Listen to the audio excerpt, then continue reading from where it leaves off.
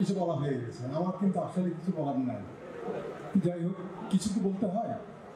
আমি শুধু, আপনারা তো যেরকম ইংরেজি যেরকম জানেন সেরকম হয়তো উর্দুও জানেন। তো একটা মানে গান আমার হঠাৎ করে মনে পড়ে গেছে, সেটা হচ্ছে যে ভলা করনে वाले भलाई किए যায়, বুরাই কে বদলে দোয়ায় দিয়ে যায়।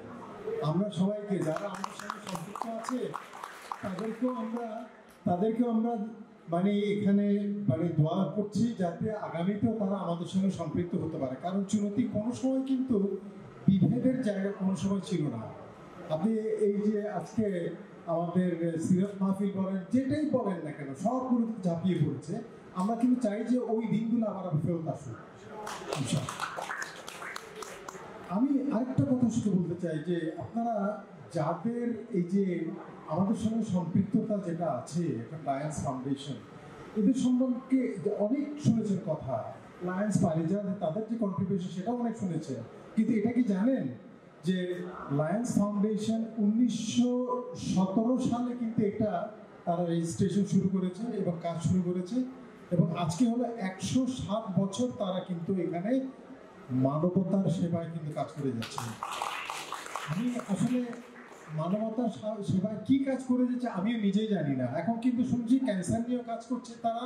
আমি জানতাম যে চোখকেই তারা কিন্তু সবসময় প্রাধান্য দিয়ে গেছে, কিন্তু there is no boundary for it। আমরা কিন্তু বাংলাদেশে যেরকম আমরা আছি সেরকম কিন্তু আফ্রিকাতে এবং অন্য অন্য যেসব কিন্তু যে মানে গরিব দেশ যেগুলো আছে সেখানেও লেস যেগুলো মানে ফরচুনেট কান্ট্রিজ, তাদেরকে তারা সেবা দিয়ে যাচ্ছে।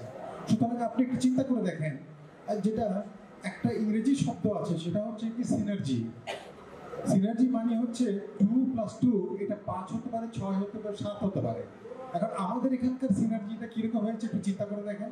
সিনার্জি হলো যে আমাদের এখানে লায়ন্স ইন্টারন্যাশনাল লায়ন্স পারিজাত যে নামে আপনি বলেন না কেন, তার সঙ্গে কিন্তু খান ফাউন্ডেশন কিন্তু সম্পৃক্ত হয়েছে। তার সঙ্গে কিন্তু এখানে আমাদের পারিজাত দীপিক সম্পৃক্ত হয়েছে, এবং তার সঙ্গে যখন আমাদের মহান এই যে সিরাতের যে মাহফিলের যারা কিন্তু এখানকার আছে সবাই সম্পৃক্ত হয়েছে। 2+2 = not 5। এখন কিন্তু 4++++4 এটা কোথায় চলে গেছে সেটা আপনি নিজে বুঝতে পারছেন।